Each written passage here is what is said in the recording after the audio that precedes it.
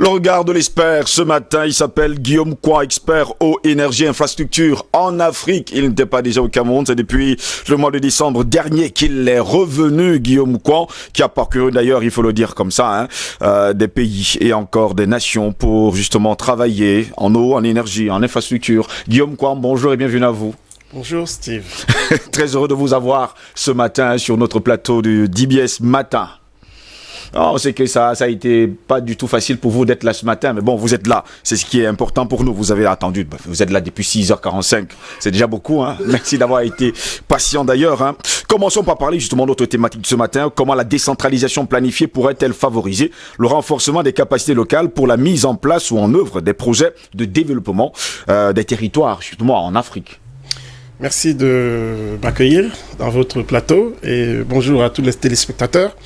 Eh bien, la décentralisation telle qu'elle est annoncée, elle va permettre aux collectivités locales décentralisées d'avoir plus de ressources financières, notamment, pour la réalisation de leurs projets. Autrefois, les communes, les mairies avaient le même dispositif de fonctionnement, les mêmes ressources humaines que celles qui sont prévues pour le moment, mais la composante financière faisait défaut. Donc, le budget augmenté, je pense c'est 15% cette fois pour les collectivités locales décentralisées. Cela va permettre donc aux communes, aux régions de renforcer leur dispositif de création de richesses locales. Alors, concrètement, je pense que si au sein d'une commune, où la commune elle est composée de quartiers et de villages, si au sein de chaque commune, les comités de développement se créent, le comité de développement c'est de la population civile, c'est des OSC, voilà, et puis s'ils se mettent ensemble déjà pour étudier leurs besoins, ils le formalisent sous forme de projet et qu'ils se rapprochent au niveau de l'exécutif communal pour présenter des projets concrets qui expriment leurs besoins du quotidien. L'exécutif communal peut, à ce moment-là, qui lui a déjà normalement un plan de développement communal, réfléchi avec tous les membres du conseil, eh bien, il est possible il est même souhaité que cela se fasse de cette manière. Pourquoi? Parce que les réalisations des communes ou des villages, souvent, ne répondent pas aux besoins des populations. La preuve est que aujourd'hui, tous les territoires ne sont pas couverts pratiquement à aucune infrastructure. Il n'y a pas de route, il n'y a pas de pont, il n'y a pas d'énergie. Il n'y a pas de logistique de développement. Et pourtant, dans tous ces territoires, il y a toutes les ressources naturelles que vous pouvez imaginer, agricoles, minières, forestières. Et pourtant, ces territoires sont abandonnés par leur population qui s'en vont en exode rural, d'autres vont à l'étranger uniquement. Pourtant, il y a des ressources justement. Et pourtant, les ressources dont les autres ont besoin pour pouvoir se développer, notamment pour créer des richesses, ces ressources ne se trouvent nulle part ailleurs que dans tous ces territoires abandonnés.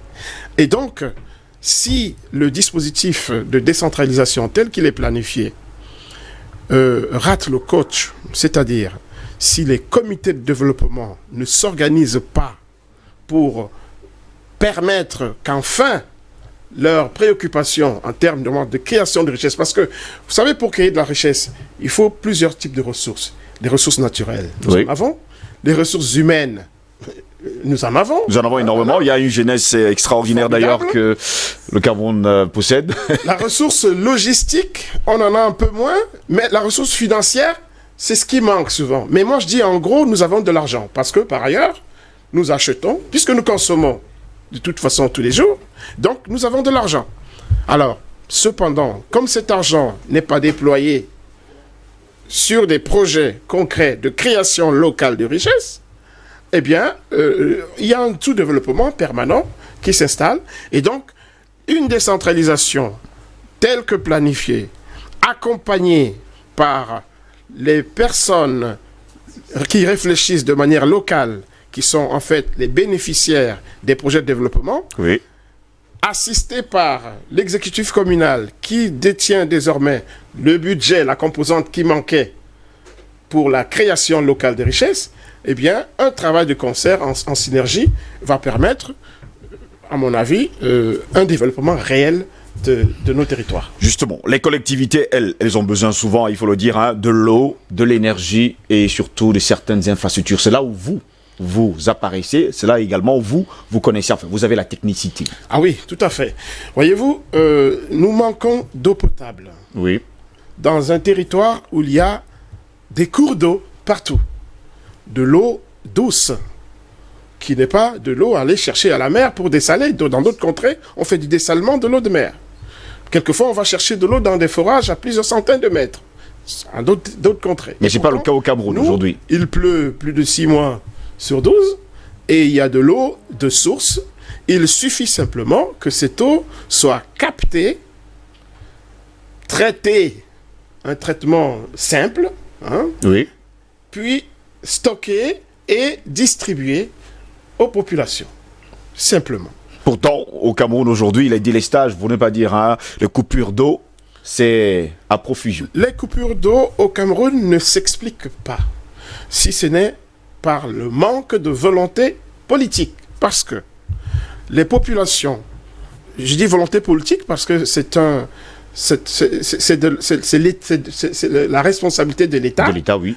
de réaliser des ouvrages imposants pour couvrir, par exemple, toute une ville comme Douala en eau.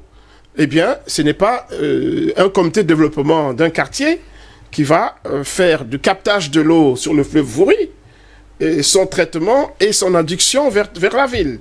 Par contre, avec la décentralisation, encore une fois, les territoires, les régions, les villages, les communes, elles peuvent s'organiser avec leur budget. C'est les projets que nous avons, Oui. puisque notre projet consiste à mettre à la disposition un réseau d'ingénieurs africains. Parce que voyez-vous, depuis que vous êtes nés, on forme des ingénieurs tous les ans, qui sortent de nos écoles d'ingénieurs.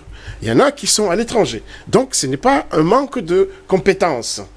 Par contre, ces ingénieurs-là ne sont pas employés à construire nos réseaux d'eau potable, à construire nos routes, à construire nos logements. On ne sait pas ce qu'ils font. Le réseau électrique également. Voilà.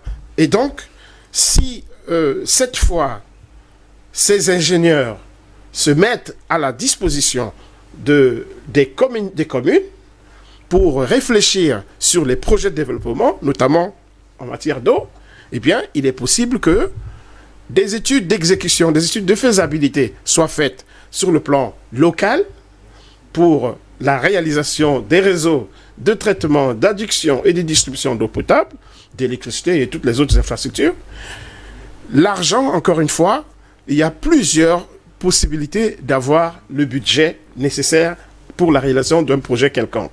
Donc pour vous, on ne peut pas normalement manquer d'eau au Cameroun. Non, pour C'est moi, pas possible. et comme pour personne, il est impossible que nous manquions d'eau parce qu'il y a de l'eau partout. La preuve, partout où on va, il y a de l'eau, mais il n'y en a pas dans les robinets. Voyez-vous, le problème du Cameroun, et souvent on souffre du choléra, c'est une hérésie. On ne peut pas comprendre qu'il manque d'eau dans Qu'il y les ait robinets au aussi Cameroun. une grande masse de nappes d'eau au Cameroun, mais que les ménages n'aient pas accès à cette eau potable. Tout à fait. Voyez une ville comme Douala. Il y a des quartiers entiers qui n'ont pas de réseau d'adduction d'eau potable. Eh bien, dans ces quartiers, les individus creusent eux-mêmes leurs forages. Et comme il n'y a pas de réseau d'assainissement liquide non plus, eh bien, dans ces mêmes quartiers, il y a des fosses septiques, voyez-vous, qui sont creusées par chaque habitation à sa fosse septique. Et comme ces fosses septiques sont à l'état brut, puisqu'il n'y a pas de traitement de déchets, eh bien, il y a une infiltration du contenu de ces fosses septiques vers la nappe phréatique, laquelle nappe n'est pas très loin des forages. Oui. Et donc, il y a énormément de risques de contamination. Et surtout de choléra, comme on a vu le cas encore il y a quelques années. C'est ceci qui explique cela. Maintenant, revenons un peu sur l'énergie. On a également un problème d'énergie au Cameroun. On parlait tout à l'heure de coupure d'électricité, coupure d'eau, mais il y a également un autre problème, celui d'électricité. Oui, le problème de l'électricité au Cameroun est un problème structurel au Cameroun comme partout ailleurs en Afrique subsaharienne. Je précise.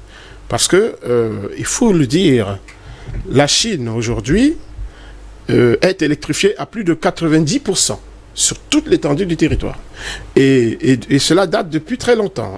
Dans les années 80, elle était déjà électrifiée à 80%. Alors si aujourd'hui la Chine est un pays développé, il ne faut pas que les gens s'étonnent. C'est l'énergie qui crée des richesses. C'est l'énergie qui transforme les matières premières en produits finis.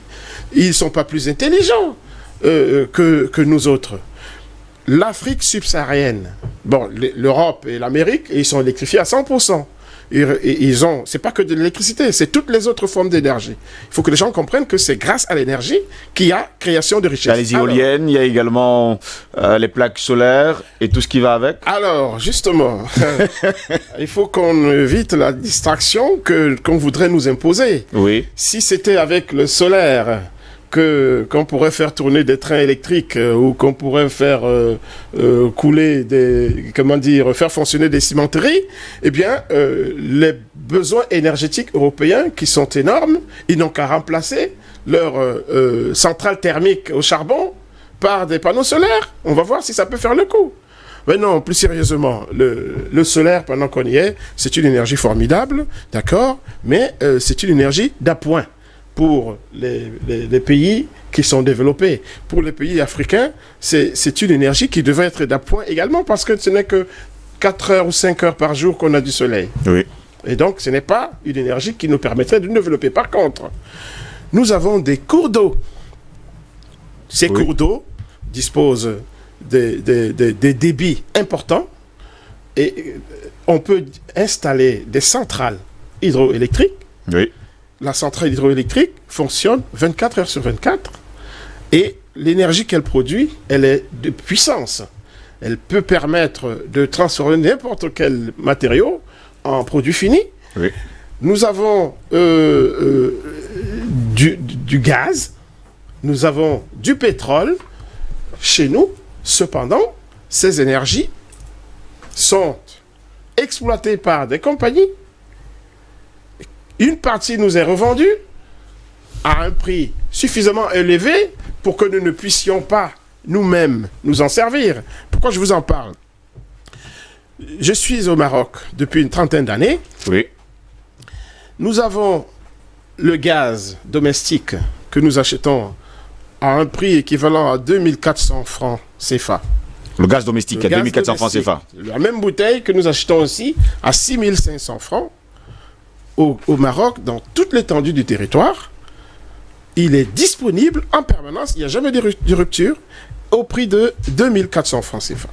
Alors, comment comprendre... Le gaz domestique au Maroc, c'est 2400. 2400 francs CFA. Alors, comment comprendre que un pays comme le Maroc, qui n'a ni pétrole, ni gaz, ni charbon, ni rien du tout en énergie, soit déjà doté d'une infrastructure énergétique si importante qu'il n'y a jamais de délestage en électricité, il n'y a jamais de délestage, il n'y a jamais de coupure d'eau. Donc, le gouvernement s'arrange à produire la quantité d'énergie suffisante pour couvrir tous les besoins de population.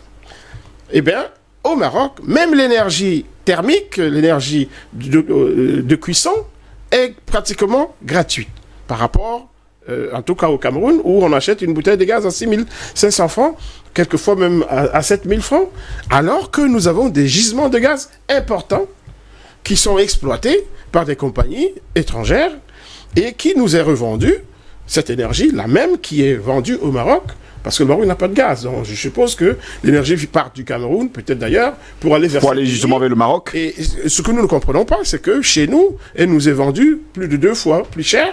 Alors que c'est nous qui produisons justement ce gaz. Qui avons cette énergie. Le problème, c'est que c'est probablement, on parle souvent d'accord, léonin, les conditions d'exploitation de ces énergies font peut-être que, quand on nous les revend, cela coûte beaucoup plus cher. Mais moi, je me dis que si, dans un pays comme le Cameroun, où on a beaucoup d'ingénieurs, y compris dans ce domaine pétrolier, le domaine gazier, c'est l'occasion pour le gouvernement d'attribuer des permis d'exploitation minière des permis d'exploitation de pétrole ou de gaz à des Camerounais. Ben oui, rien n'empêche. Pourquoi les compagnies camerounaises n'exploiteraient pas le pétrole, le gaz camerounais pour faire des réseaux de gaz comme ça se trouve en Algérie. L'Algérie, tout le juste un réseau de gaz.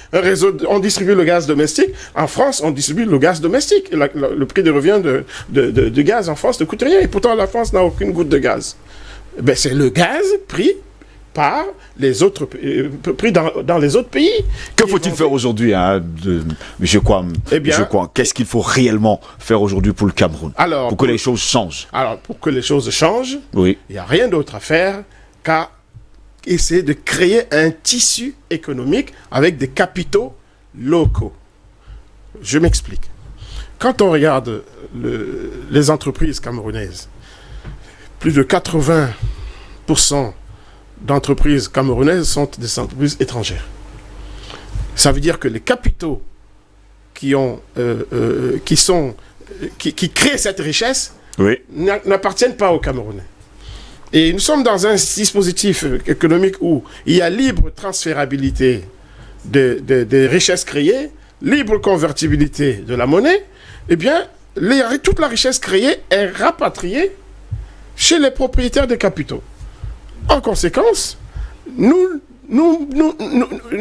marchons, nous travaillons pour les autres, parce que c'est chez nous qu'il y a les ressources naturelles, c'est nous qui avons les ressources humaines qui travaillent, mais la richesse créée n'est pas entreposée chez nous, elle permet aux propriétaires de capitaux de nourrir leurs enfants chez eux. Alors, ce qu'il faut faire, c'est que le gouvernement prenne la décision de développer des secteurs prioritaires, comme les secteurs de l'énergie.